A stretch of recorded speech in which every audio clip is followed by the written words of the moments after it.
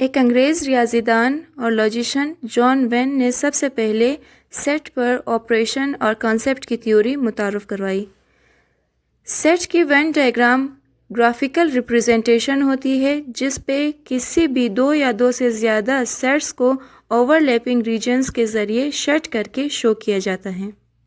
सबसे पहले है एक्सरसाइज 1.3। इसमें आपको दिया हुआ है कि अगर A is equal to ABCDEF है और B is equal to DEFGH and C is equal to HIJK है, तो आपने वेन डायग्राम के ज़रिए A union B union C solve करके दिखाना है।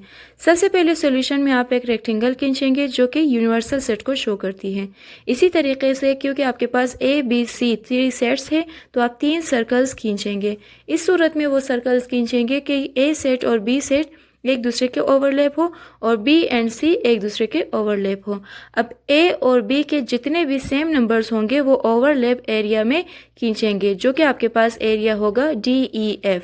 इसी तरह A के बाकी जो बचे हुए नंबर्स है जैसे ABC है तो आप साइड में A के सर्कल के अंदर लिखेंगे। इसी तरीके से B और C के जितने भी कॉमन एलिमेंट्स होंगे जैसे है H तो आप उस ओवरलैप एरिया में लिखेंगे और B के बाकी बचे हुए एलिमेंट्स जैसे G आपने लिखा है उस एरिया में और C यानी IJK आप साइड पे लिख के अपना क्वेश्चन सॉल्व करेंगे। अब आपका आंसर कैसे शो होगा, क्योंकि यूनियन है, यूनियन में आप सभी नंबर्स को इकट्ठा करके लिखते हैं तो लिहाजा आप A, B और C तीनों सर्कल्स को शेड करेंगे। शेडिंग ही असल में आपका आंसर होता है। तो ये आपका आंसर आ चुका है। अब सेम प्रोसीजर इसके second part A intersection B intersection C के लिए है। आप बिल्कुल पहले प्रोसीजर को फॉलो करते हुए यहाँ भी एक रेक्टेंगल शेप यूनिवर्सल सेट खींचेंगे। 3 सेट्स के लिए A, B और C 3 सर्कल्स खींचेंगे और जितने भी कॉमन एलिमेंट है वो A, B के दरमियान में ओवरलैप्ड एरिया B, C का ओवरलैप एरिया पे लिखेंगे और बाकी एलिमेंट्स अलग-अलग लिखेंगे। क्योंकि A intersection B intersection C intersection का मतलब होता है कि तीनों सेट्स में जितने भी कॉमन नंबर है वो आपने ढूंढ के निकालना है।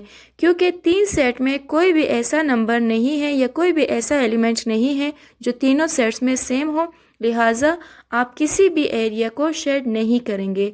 क्योंकि शेड ही आपका आंसर होता है तो यहाँ पे जब आपके पास कोई भी एरिया शेड नहीं है इसका मतलब है आपका आंसर एम्प्टी सेट होगा। अब जिस तरीके से आपने क्वेश्चन नंबर 1 किया था उसी तरीके से आप उसी का नेक्स्ट पार्ट यानी क्वेश्चन नंबर 2 भी करेंगे। क्वेश्चन नंबर 2 में आपको दिया हुआ है सेट डिस्क्रिप्टिव फॉर्म में लिखा हुआ है, यानी सेंटेंस की सूरत में आपको सेट लिख के दिया हुआ है। इसमें बताया है कि अगर x है set of odd natural number less than 10, y होगा आपके पास set of natural numbers less than 10 और z होगा आपके पास set of prime numbers less than 10। तो आपने मालूम करना है कि x union y union z Venn diagram के ज़रिए शो कैसे होगा। इसी तरीके से आप x intersection y intersection z भी वेन डायग्राम के ज़रिए शो करेंगे। तो सबसे पहले सेट को सॉल्व करने के लिए आप x, y और z सेट्स को पहले आप अपने लिए नंबर्स की सूरत में लिखेंगे यानी टेबुलर फॉर्म में। तो x हो जाएगा 1 3 5 7 9, y होगा आपके पास 1 3 से लेकर 9 तक और z आपके पास होगा 2 3 5 7 यानी जो कि प्राइम नंबर्स है और 10 से कम है, ऐसे नंबर जो सिर्फ अपने टेबल्स में आते हैं और 10 से कम हो। अब आप करेंगे x union y union z। इसके लिए भी आप पहले एक रेक्टेंगल खींचेंगे जो कि आपका यूनिवर्सल सेट होगा। उसके अंदर आप 3 सर्कल्स खींचेंगे जो कि ओवरलैप्ड हो x, y और z के लिए। अब आप जो x और y के सेम नंबर्स है वो दरमियान में लिखेंगे। जहाँ पे आपका लिखा है 1 और 9 वो आपका x और y के सेम नंबर्स होंगे। इसी तरीके से y और z के सेम नंबर्स होंगे 2 और x, y और z तीनों में जो सेम नंबर्स है वो होंगे 3, 5 और 7। अब y में सिर्फ ऐसे नंबर है जो कि तीनों बाकी 2 सेट्स में नहीं है जो कि है 4, 6 और 8। लिहाजा आपका आंसर क्योंकि शेड की सूरत में है तो x, y और z तीनों को आप शेड करेंगे क्योंकि यूनियन का मतलब होता है सभी जितने भी सेट्स के एलिमेंट्स हैं सबको मिला के लिखना। तो तीनों सेट्स के आंसर आपके पास एक्स वाई और जेड की सूरत में होंगे जिसको आप शेड करेंगे। ये आपके पास फर्स्ट जो पार्ट है उसका आंसर है। और ये आपके पास किसी भी ओवरलैप्ड को शो करने का सेकंड मेथड है जिसमें आप तीनों सर्कल्स को एक दूसरे के ऊपर बना के लिखते हैं। अब आप इसी क्वेश्चन का सेकंड पार्ट करेंगे जो कि है x intersection y intersection z। इसमें भी आप पहले y इंटरसेक्शन z के लिए डायग्राम खींचेंगे। उसके लिए एक आप रेक्टेंगल खींचेंगे जो कि होगा यूनिवर्सल सेट। वही मेथड जो आपने फर्स्ट पार्ट के लिए किया है यहाँ पे भी आप कर लेंगे, यानी तीन आपने सर्कल्स एक दूसरे के ऊपर खींचना है, x, y और z। ओवरलैप्ड एरियाज में आप जितने भी कॉमन नंबर है x, y और z का जो कि होगा 3, 5, 7, फिर x, y का 1 and 9 एंड y और z का 2। और इसी तरह y में जितने एक्स्ट्रा एलिमेंट्स है वो आप साइड पे लिखेंगे। क्योंकि y और z के सिर्फ कॉमन नंबर्स आपने लिखना है तो लिहाजा शेड आप सिर्फ वो एरियाज करेंगे जहाँ पे लिखा है 3, 5, 7 एंड 2। ये आपका फर्स्ट y इंटरसेक्शन z का आंसर हो जाएगा। अब आप x intersection y intersection z के लिए दोबारा एक डायग्राम बनाएंगे जिसमें आप एक रेक्टेंगुलर और 3 सर्कल्स बनाएंगे यूनिवर्सल सेट x, y और z के लिए। अब आपने क्या करना है, क्योंकि आपका आंसर आया था 3, 5, 7 और 2, अब इसका आपने x के साथ इंटरसेक्शन लेना है, यानी x में 2 मौजूद नहीं है जो कि तीनों में कॉमन हो, तो सिर्फ तीनों में आपके पास जो कॉमन होगा वो आपके पास हो जाएगा 3, 5 और 7 जिसको आप शेड करेंगे। ये आपका आंसर है सेकंड पार्ट का। अब बिल्कुल सेम मेथड जो आपने क्वेश्चन नंबर 1 एंड 2 के लिए अप्लाई किया है, यही चीज़ क्वेश्चन नंबर 3 में भी आप सॉल्व करेंगे और आपका आंसर इजीली आ जाएगा।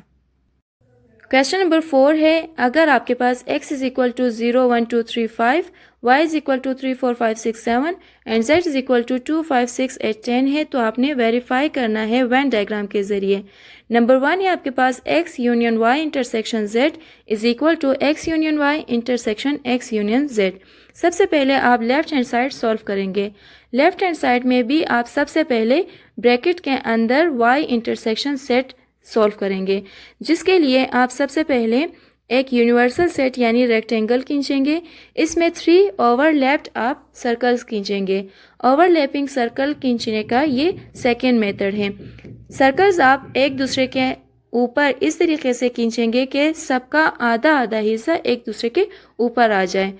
अब आप x यूनियन y के सिर्फ x यूनियन y के जो सेम एलिमेंट होंगे वो x यूनियन y के ऊपर वाले ओवरलैप्ड हिस्से में लिखेंगे।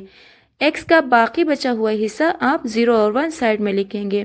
y और z का जो सेम नंबर होगा वो आप दरमियान में ओवरलैप्ड एरिया में लिखेंगे जो 6 है। इसी के साथ आप z और x का भी ओवरलैप्ड एरिया में सेम नंबर यानी 2 लिखेंगे।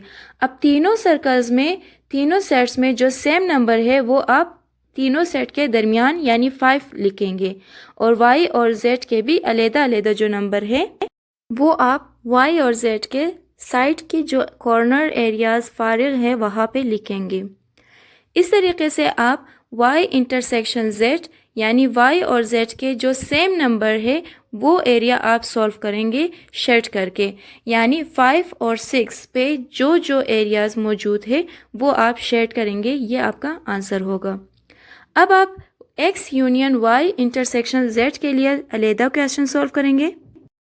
इसके लिए भी आप एक रेक्टेंगल यानी यूनिवर्सल सेट खींचेंगे। x, y, z सेम वही चीज़ जो आपने y इंटरसेक्शन z के लिए किया था यहाँ पे भी आप करेंगे। क्योंकि x का यूनियन लेना है y इंटरसेक्शन z के साथ, y इंटरसेक्शन z का आपका आंसर शेड एरियाज है 5 और 6 का एरिया, और x का पूरा जो सर्कल है वो भी आप शेड करेंगे। तो ये इस क्वेश्चन के लेफ्ट हैंड साइड का आंसर बन जाएगा। अब आप इसका राइट हैंड साइड भी सॉल्व कर सकते हैं। सबसे पहले x यूनियन y के लिए वेन डायग्राम आप बनाएंगे।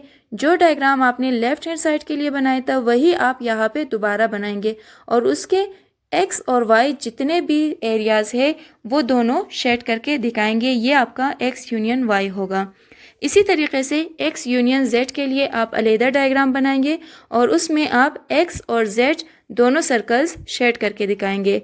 लास्टली आप x union y intersection x union z के लिए अलहदा से डायग्राम बनाएंगे, जिसमें आप एक्स यूनियन वाई और एक्स यूनियन जेड का इंटरसेक्शन लेंगे।